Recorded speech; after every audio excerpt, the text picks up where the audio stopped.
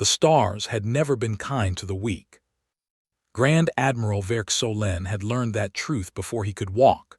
Born on the Empire's core world of Velkaran, raised in the shadow of warships so massive they blotted out the sun during parade formations, he had spent 60 years watching the galaxy sort itself into two categories, those who ruled and those who were ruled. The line between them was simple: power, nothing else. So when the intelligence report landed on his desk that morning, thin, unremarkable, flagged Class 3 primitive, outer fringe, Sector 7G, he did what he always did with such reports. He glanced at it. He noted the star, a yellow dwarf, nothing special. He noted the planet, third orbit, nitrogen-oxygen atmosphere, 71% liquid water surface. He noted the species, bipedal, carbon-based, average lifespan 79 standard cycles, currently in what the Empire's xenosociologists called the self-destruction phase, the period where a young species had enough technology to kill itself, but not enough wisdom to stop it. He filed the report. He did not read the footnote at the bottom, added by a junior analyst named Tessevek who had been monitoring the species for 3 months, and had developed something she could only describe as an uneasy feeling. The footnote read, "Anomalous observation. Species demonstrates simultaneous capacity for extreme violence and extreme cooperation depending on perceived threat origin. Internal conflicts are frequent and brutal. However, when facing an external adversary, even a simulated one in their recorded media, subjects display remarkable unity and adaptive problem-solving. Recommend elevated monitoring. Analyst T." The footnote went unread. On the third planet of that unremarkable yellow star, a woman named Dr. Amara Osei was standing in a control room in Kourou, French Guiana, watching a rocket climb into the sky. Around her, engineers were crying. Not from sadness, from the specific, overwhelming relief of people who had spent 7 years building something and were only now, in this moment, watching it actually work. The Endurance IV, humanity's first crewed interstellar probe, was carrying 7 people toward Proxima Centauri. The journey would take 11 years. They had volunteered for it knowing they would be middle-aged by the time they arrived, old by the time they returned, if the return worked at all. Amara watched the rocket disappear into the blue and felt something she couldn't quite name. Not pride, exactly. Something older than pride. Something that felt like the entire weight of human history, every war, every plague, every famine humanity had clawed through, compressing itself into a single upward trajectory. She didn't know that 3 Empire scout ships were already parked behind the moon, running silent, recording everything. She didn't know that one of the scouts had sent back a report that morning, noting the launch, noting the 7-person crew, noting the argument that had broken out in the capsule 20 minutes before liftoff over which crew member got the seat with the better viewport angle. Back on Velkaran, that particular detail had generated a brief moment of amusement in the intelligence office, and then been forgotten entirely.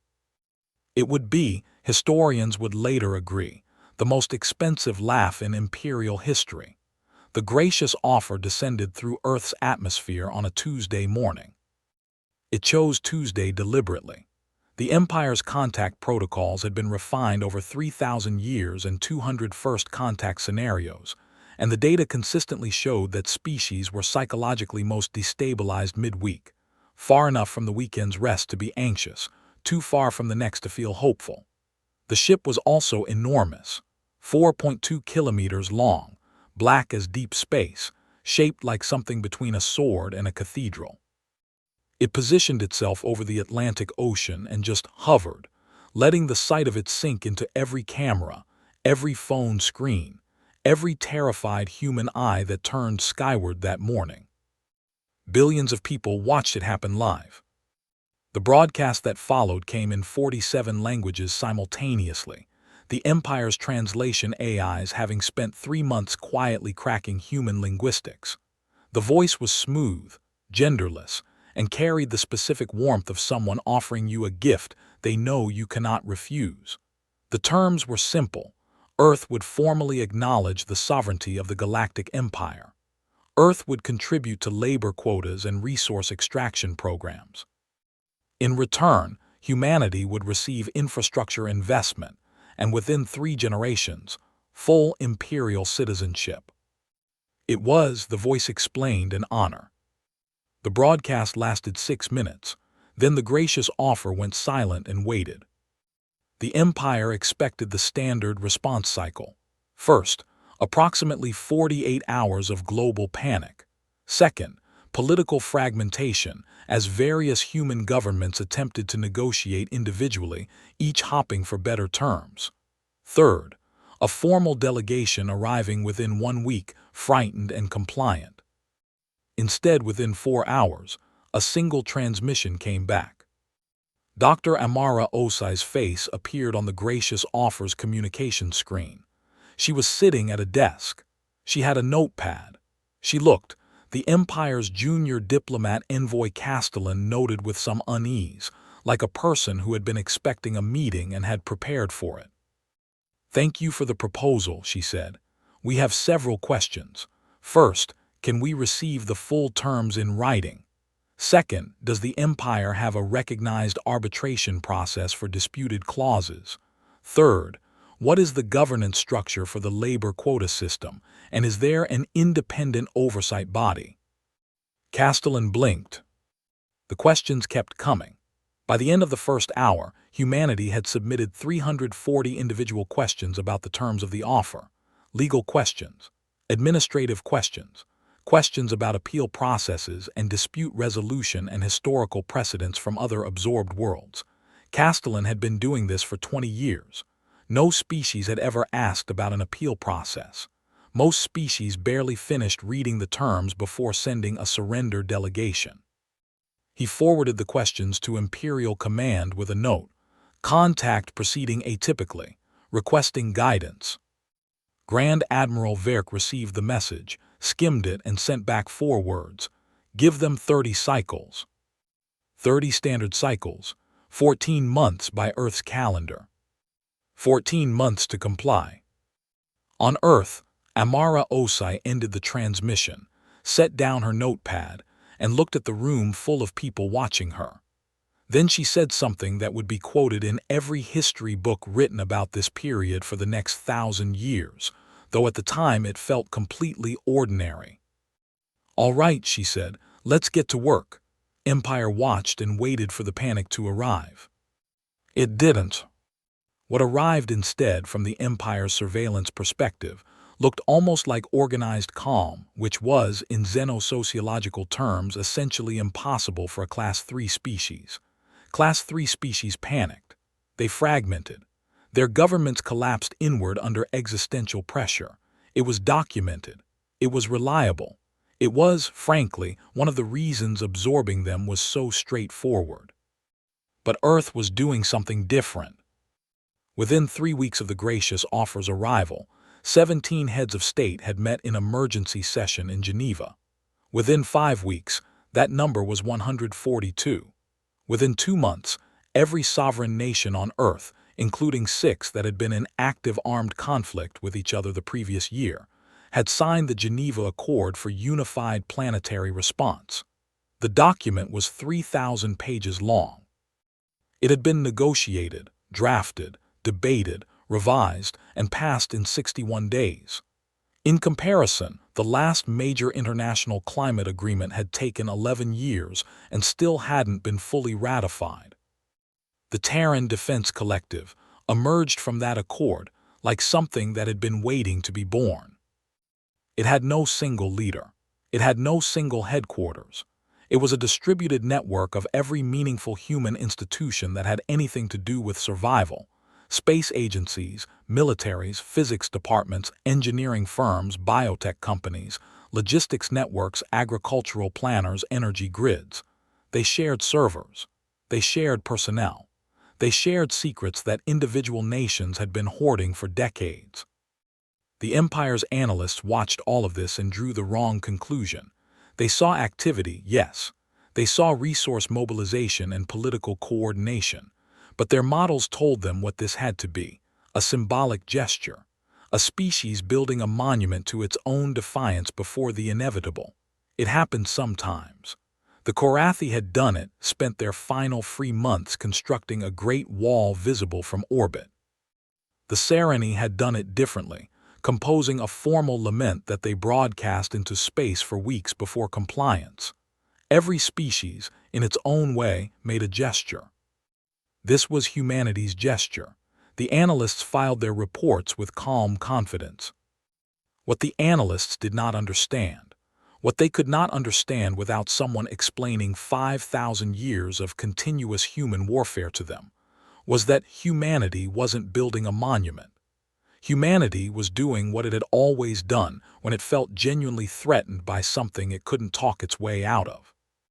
It was building weapons. And unlike the Korathi, unlike the Sereni, unlike every other Class 3 species that had faced this moment, humanity already had the industrial base, the metallurgical expertise, the propulsion research, the weapons physics, and the sheer accumulated institutional knowledge of a species that had spent millennia in a constant arms race with itself. They weren't starting from scratch. They weren't even starting from behind. They were converting. In orbit above Earth, construction was happening so fast it was visible to civilian telescopes. Frames went up in days. Hulls were welded in weeks. Weapon arrays that had existed only as theoretical designs in classified military research folders were being physically manufactured and mounted on ships that hadn't existed 3 months ago. A young Indian girl named Priya Nair, 16 years old and working out of her bedroom in Chennai, was doing something more quietly remarkable. She had obtained a partial recording of the gracious offer's engine signature, leaked online by an amateur radio astronomer, and had spent 2 months reverse engineering the fundamental principles of the Empire's FTL drive from the exhaust harmonics alone. She submitted it as her school science project with a 3-line cover note. "I think I understand how they move so fast. I've also written a theoretical proposal for how to disrupt it." Her teacher, a retired aerospace engineer named Mr. Subramaniam, read it once, read it again, and then picked up the phone and called a number he'd been given 3 weeks ago when the TDC had asked every school in India to flag any exceptional student work related to propulsion or physics. The TDC contacted Priya the next morning. 14 months was a long time, the Empire believed, because every species they had ever encountered needed every moment of it to come to terms with the inevitable. They had never encountered a species for whom 14 months was just enough time to get ready. The 3 Imperial enforcement cruisers dropped out of FTL above the moon at 3:40 GMT on a Wednesday morning, running standard compliance procedures, expecting a quiet orbit and a frightened planet below. Instead, every sensor array on all 3 ships screamed simultaneously. Captain Drev Orlin of the lead cruiser Unyielding had been doing compliance runs for 15 years. He had performed them on 11 worlds. He was, by all measures, experienced, calm, and difficult to surprise. He stood at his sensor console and stared at the readout for 4 full seconds before he accepted that it was accurate. 47 Terran warships sat in a layered defensive perimeter around Earth. They were angular, dense, clearly constructed in a hurry. There was a rough quality to their profiles that the Empire's elegant, curve-hulled vessels never had, but their weapon signatures were extraordinary. Kinetic accelerators that could punch through Imperial hull plating, dense point defense grids, and the 12 ships positioned behind the moon's dark side, which had been invisible until the cruisers crossed the threshold, and the moon's own orbital mechanics had rotated them into sensor range. Those 12 were different, larger. Whatever was mounted on their forward hulls had an energy signature that Orlin's weapons officer couldn't classify because she had never seen anything like it. The cruisers stopped their approach. Standard protocol in cases of unexpected resistance was to hail the planet and demand compliance. The tone was important, firm, final. the voice of an authority that had never had to repeat itself. Orlan composed himself and activated the channel. Dr. Amara Ose appeared on his screen. She looked, Orlan would later tell investigators at the debrief, completely at ease. Not the forced calm of someone suppressing terror. The genuine, settled calm of someone who had anticipated this exact moment and had made her peace with every decision that led to it. "Captain," she said, "good morning. Before we discuss terms, I want to share some information with you." Orlan said nothing. He was waiting for a demand, a threat, something he could push back against. "Hours and 14 minutes ago," Amara continued, "we detected your ships entering the system at the FTL threshold. At that moment, we launched a kinetic strike package from Terran Defense Platform 7, positioned in the outer system. The package was aimed at Imperial Outpost Sector 7G, designation Forward Watch 9. At the speed and trajectory of the package, it would have arrived approximately 4 minutes ago." She paused, just for a moment.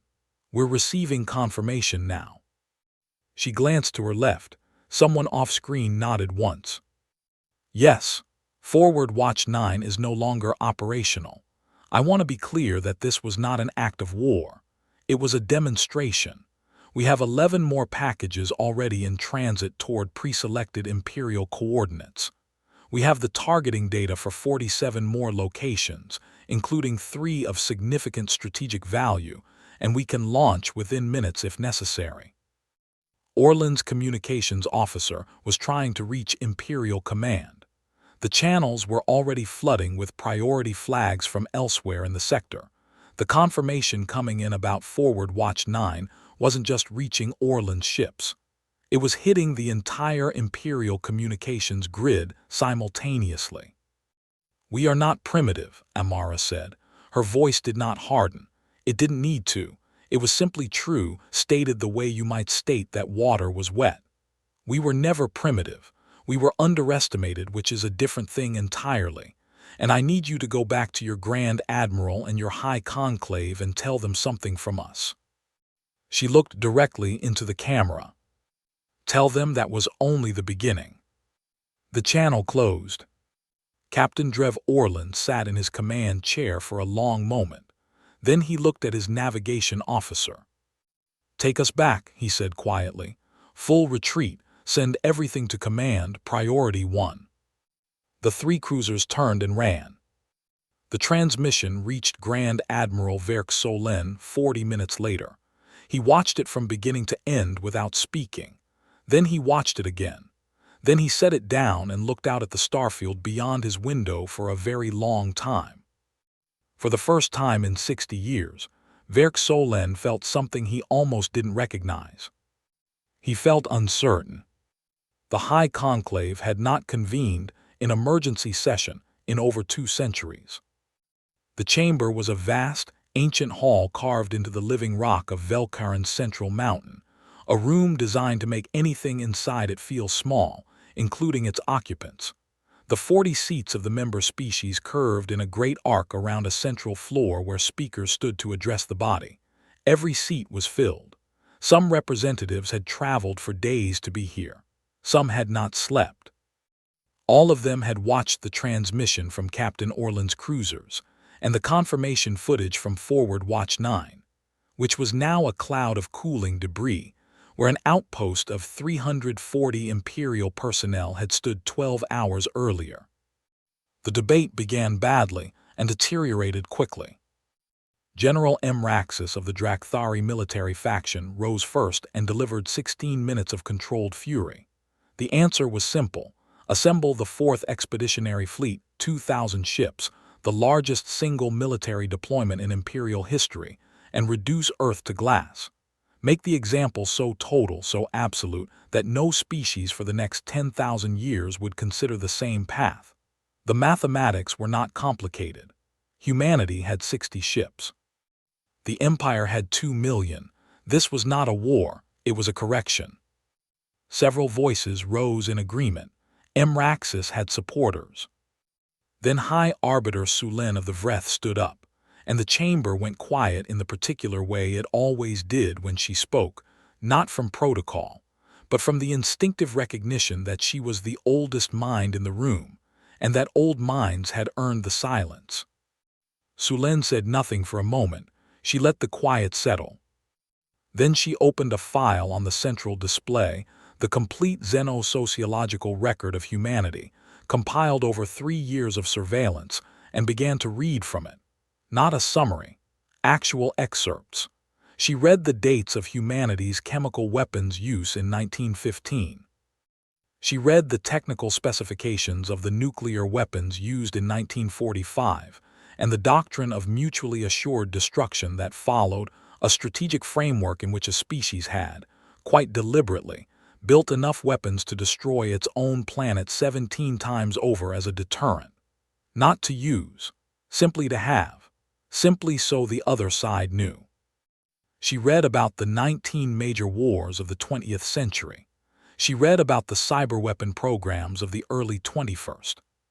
She read, in a calm and academic voice, about the specific moment in 2029 when 3 nations had simultaneously developed directed energy weapons capable of disabling orbital infrastructure, and had each, separately and secretly, concluded that the others had done the same, and had pulled back not from morality but from pure strategic calculation. The chamber was completely silent. "These are not the records of a species that stumbled into aggression," Sulen said, closing the file. "This is the record of a species that has been refining violence as a technology for 5,000 years, that understood deterrence before they understood antibiotics, that built geopolitical systems of mutual destruction and called it stability." She paused. "General Mraxis wants to send the 4th Expeditionary Fleet. I would like to ask, does the general know what humanity built in the 14 months we gave them? We gave them 14 months because we expected them to despair. Instead, they built 60 warships and a kinetic strike capability that destroyed our outpost before we even arrived. What do they build in the 2 years it takes us to mobilize and deploy a full war fleet?" Silence. "And there is another consideration," Sulen continued. "The transmission. The young woman who spoke to Captain Orland did not threaten us. She informed us. She was precise, calm, and she gave us the exact information we needed to understand her position. That is not the behavior of a species that wants war. That is the behavior of a species that wants respect. There is a difference. A species that warns you before it acts is a species that still believes communication is possible." She looked directly at Mraxis. "When we destroy that belief, we get something worse. We get a species with 5,000 years of weapons development and nothing left to lose." The vote for a diplomatic delegation passed 22-16. It was the closest vote in conclave history. Mraxis left the chamber without speaking. His aide noted, filing her report that night, that the general had been completely silent for 4 hours, and that silence from a man who never stopped talking was the most frightening thing she had witnessed all week. Humanity built the diplomatic station in 80 days. The Empire had offered one of its own neutral stations for the summit, and the offer had been politely declined. Dr. Amara Osai had responded that humanity preferred to host, and that the station would be completed in time.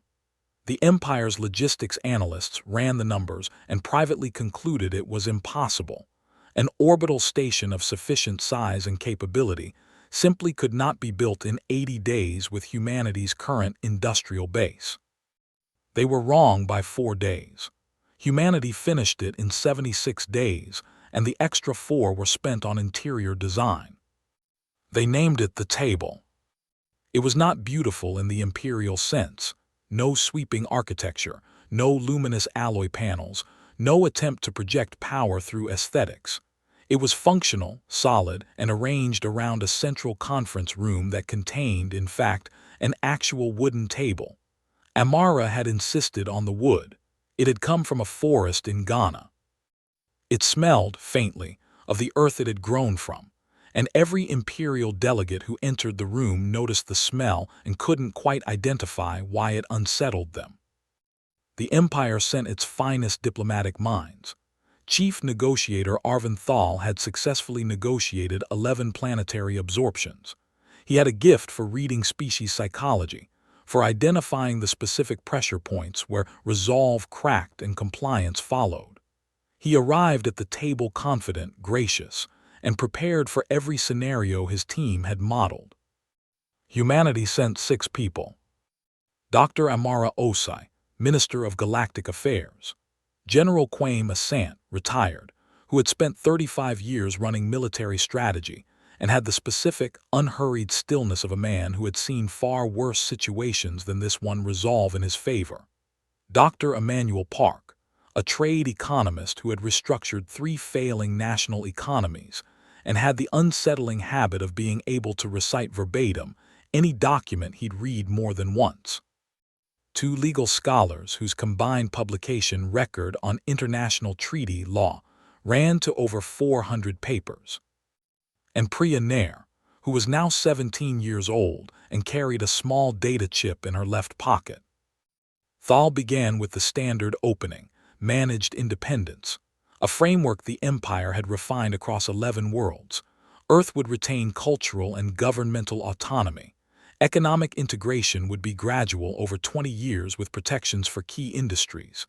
It was, Thal said with genuine warmth, a generous offer, one the Empire did not make to every world.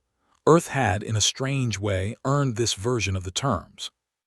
Amara listened to all of it without interrupting. Then she slid a document across the wooden table. Humanity's counterproposal was 43 pages long. Thal read the first page and paused.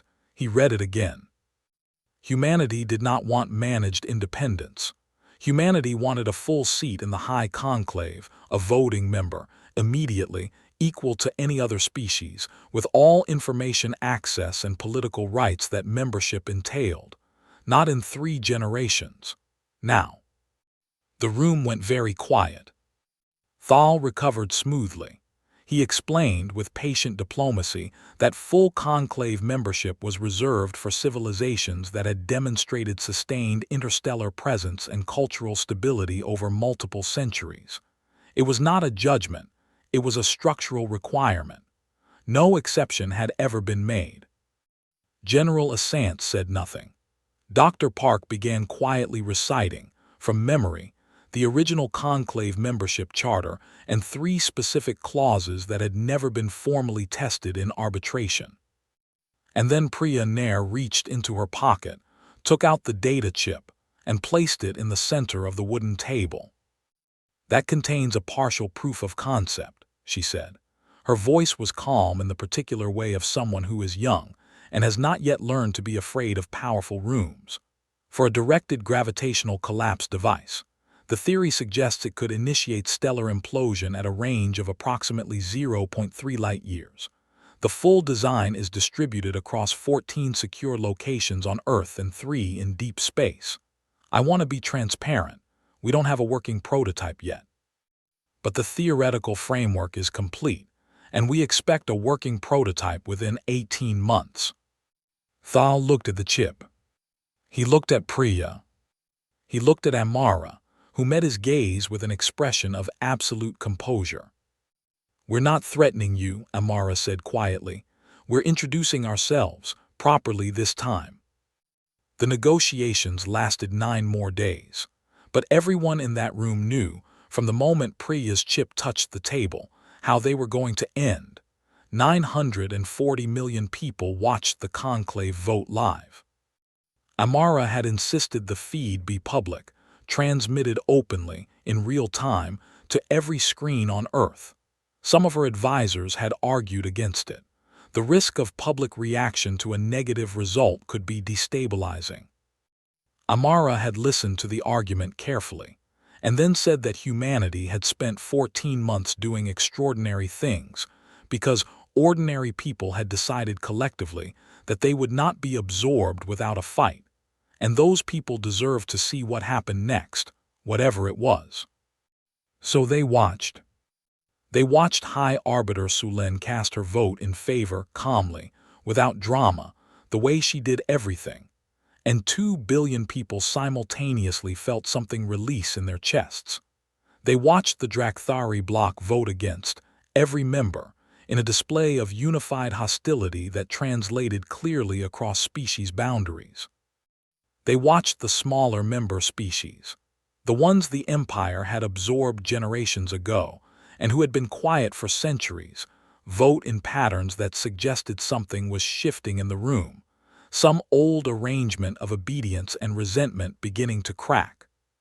The count came in slowly, one by one, until the tally read 22 in favor, 16 against, 2 abstentions. Earth had a seat. What happened next was, and this was reported by every journalist, every sociologist, every imperial observer who was watching, completely human.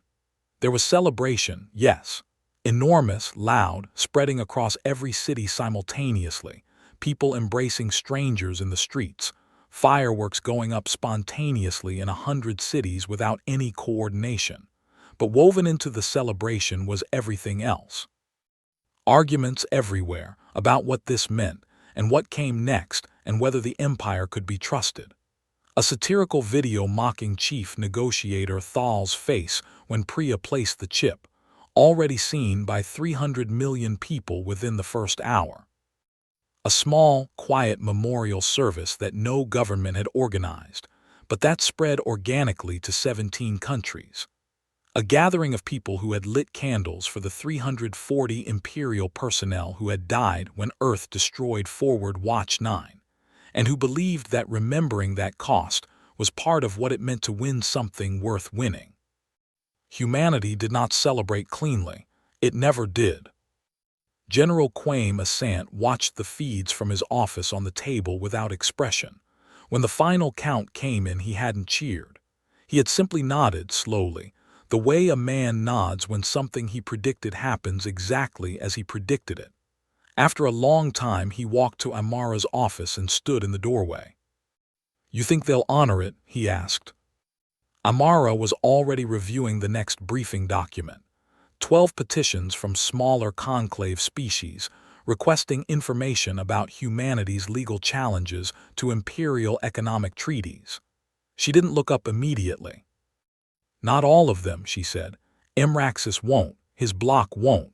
There will be attempts to restrict our access, delay our information rights, find procedural ways to marginalize us." She set the document down. But 22 of them voted yes, some from genuine principle, some from strategic self-interest, some just because Sulen asked them to.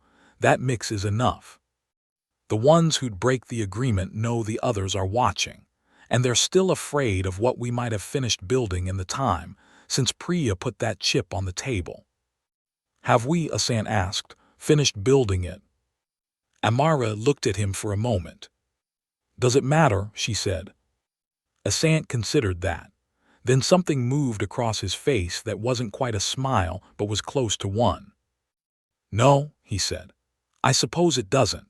5 years later, Grand Admiral Verk Solen sat in his private viewing gallery above the conclave chamber and watched a human representative filibuster a military appropriations vote by reading, in a clear and unhurried voice, from the full historical record of every war crime committed by every species currently voting in favor of the bill, including, and he paused for emphasis on each one, the Empire's own.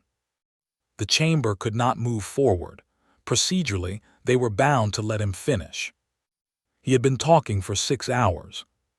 Verk poured himself a drink. It had taken him 2 years to admit, privately, that High Arbiter Sulen had been right. Not about everything, never about everything, but about the core of it. Humanity had not wanted war. Humanity had wanted in. And in was proving, in ways Verk had not anticipated, to be the most disruptive thing they could possibly have allowed. Humans, it turned out, were constitutionally incapable of sitting quietly at a table and accepting the room as they found it. They noticed things, old things, settled things, arrangements that had been in place for so long that everyone had stopped seeing them as arrangements and had started seeing them as simply how the galaxy worked. Humans looked at those arrangements the way they had apparently looked at everything throughout their history, with the specific, tireless suspicion of a species that had spent millennia being governed badly, and had developed an immune response to it. They filed motions. Constantly. They built coalitions among the smaller member species, the absorbed worlds, the protectorates, the ancient tributaries, who had been quietly resentful for centuries and had simply never had anyone to stand beside them while they said so. They introduced legislation for independent oversight of imperial resource extraction contracts. They requested that the conclave establish an arbitration body with actual enforcement capability. They proposed, with complete seriousness, the concept of term limits for high conclave seats, a suggestion that had generated a silence in the chamber so profound it had been described by observers as physical. The empire had not collapsed. But it was different. Not in any single large way. In hundreds of small ways that kept accumulating.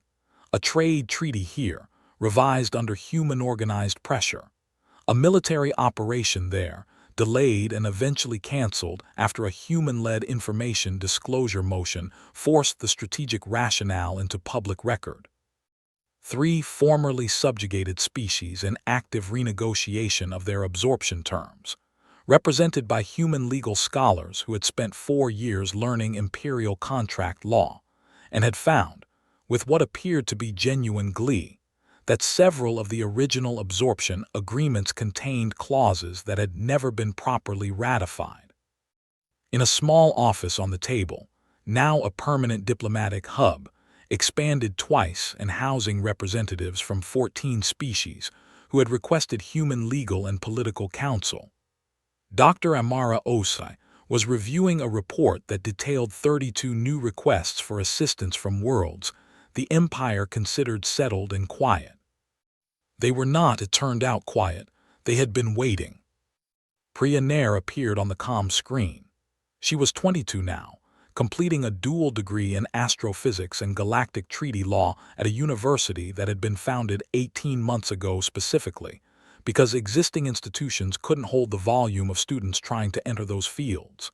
She had the same direct, slightly distracted quality she'd had at 17, the manner of someone whose mind was always running slightly ahead of the conversation. "The gravitational collapse research," she said. "The TDC wants a decision. Do we formally disclose the development status in the next conclave session as a show of transparency or maintain strategic ambiguity?" Amara looked out the viewport. The stars were dense out here, far from Earth's light pollution. She had spent 5 years learning their names, their distances, their politics. She still wasn't done. "Maintain ambiguity," she said. "But let it slip, informally, through back channels, that we've had some interesting theoretical breakthroughs in the last 6 months." "Have we?" "Tell them yes," Amara said. Priya grinned, brief, sharp, gone quickly. "Done." The channel closed. Amara sat for a while in the quiet of her office, surrounded by documents from 32 worlds that had decided that a species which had frozen an empire with 7 words and a data chip might be the allies they had been waiting generations for. She thought about the morning she had watched Endurance IV climb into the sky, the feeling she hadn't been able to name. She could name it now, she thought. It wasn't pride. It wasn't triumph. It was the same thing humanity had always felt when it looked up at the sky, that specific, stubborn, completely irrational certainty that whatever was up there, they were going to be part of it. She pulled the next report toward her and got back to work. Outside the viewport, the galaxy turned, older and larger and stranger than anything her ancestors had imagined, and full, absolutely full of people who had made the mistake of underestimating what lived on a pale blue dot in a minor spiral arm of an unremarkable galaxy. They were learning. Slowly, but they were learning. And